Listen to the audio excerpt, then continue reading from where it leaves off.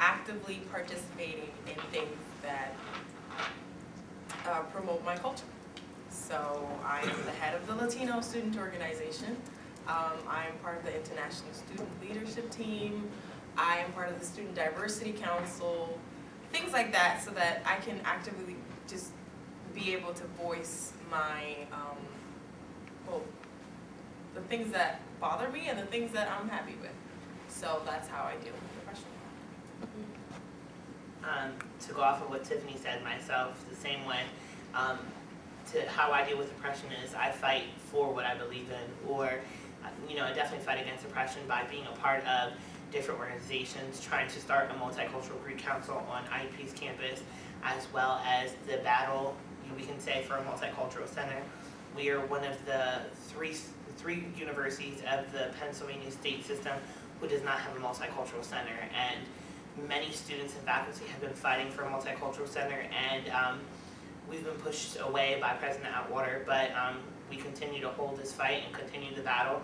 I'll be graduating in May, and my goal is to hopefully have something in the works by May that we can have a multicultural center. And that's how I deal with depression, as well as surrounding myself around individuals who, as it sounds weird, but also feel depression.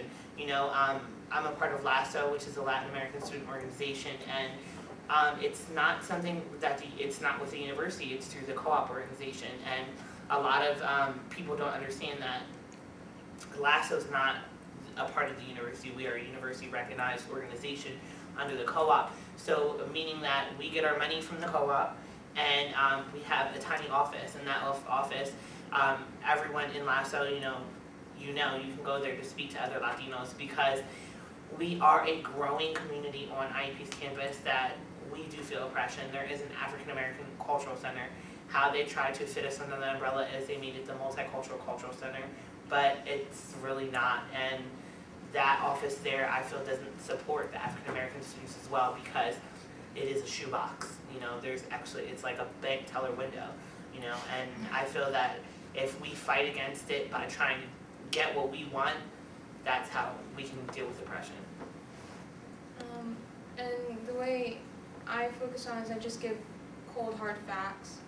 A lot of what Judaism and Israeli viewpoints are, the reason why they're misconceived is because of the myths and the listening to only one side. So I try and give facts. I also try and create awareness, because unfortunately the Jewish community has dwindled on this campus over the years.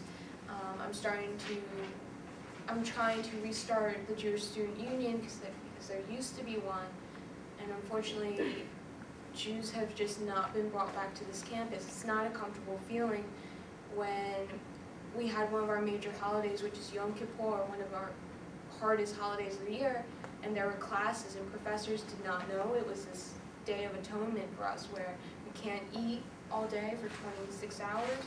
We're supposed to be in shul all day, synagogue. No one knew. And that's a difficult situation to tell Jews that are looking at this college, yeah, they don't really understand us here. So creating awareness on campus, slowly trying to build up people's opinions of Judaism from a Jewish standpoint, is one real way to deal with the oppression that's brought into my religion.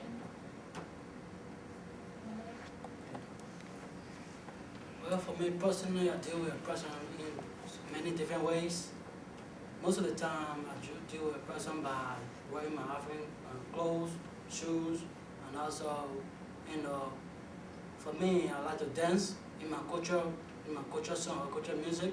That's another way I can show people who I am inside of me, because I like music makes me happy. So when I hear my little African music or culture music, I dance to it to show them who I am, not by what they see what they see as on the outside, also by particularly not judging me by what I wear, but particularly who is inside of me and what's coming out of me. Because in many ways on the campus, particularly me, people look at me in different ways. They call me Jamaican, African, many names, but by being who who really I am is showing them by my accent, they know, by my clothing, try to get involved in municipal advice and teaching or showing them that as an African, this is who I am. Do not judge me by what I wear, even though I show it, but particularly judge me by who I am inside.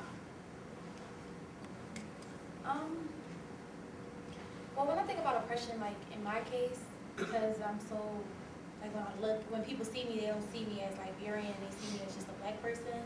And when I do say I'm Liberian, it just makes it worse. But I am a part of PASA, Pan-African Student Association, and we do have programs to show people, like we have different programs to show people that we're just not Africans. We have different aspects. There's educational, there's music, there's food, there's different things. And I'm public relations, I'm on the board, so like when I do see like someone talking about Africans, I step up and I be like, hey, you know what I mean, do you know what you're really talking about? Like, do you have your facts?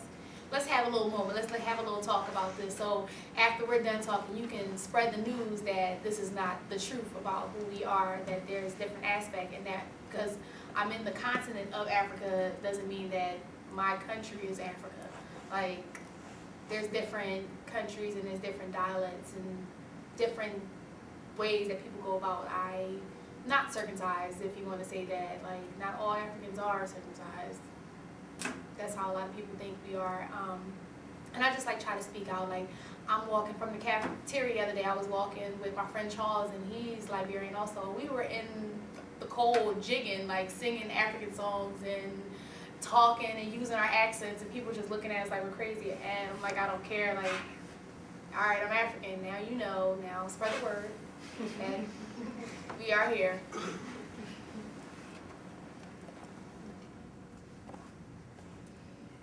Next question.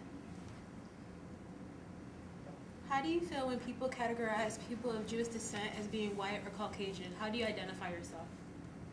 Okay, so that's directed towards me. I can't categorize myself as one or the other. Yeah, I'm white. That's the color of my skin. And yes, I'm Jewish. That's my religion. That's my culture. Judaism is starting to become more of a nationality these days than just a religion. So sometimes I do consider myself more of a Jew than a white person. As we were saying earlier, someone was speaking about checking off boxes. Yes, checking off boxes.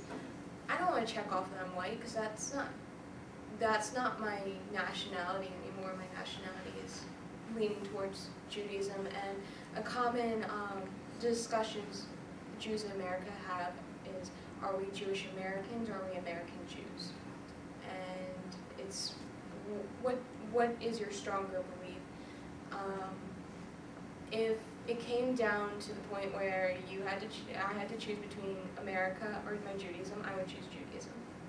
So whether I'm white or Jewish, I would choose I'm Jewish. But that's because it's more of a nationality these days. It's more of a culture than just a religion. With other religions, I'm not sure if it's the same feeling, but with Judaism, there's so few of us left in the world that I stand up as a Jew rather than as a white person.